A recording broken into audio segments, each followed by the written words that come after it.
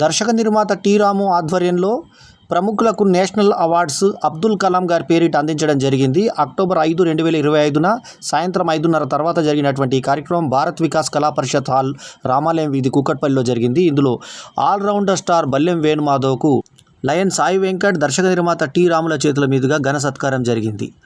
ఆ దృశ్యాన్ని చూద్దాం.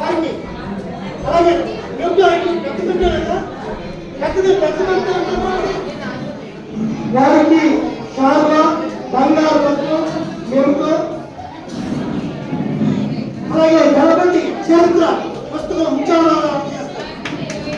ఎంతో చరిత్రలో 5,000 రూపాయలు ఖరీదు చేసిన పుస్తకాన్ని వారికి ఎప్పుడు జీతాలు గుర్తుండాలని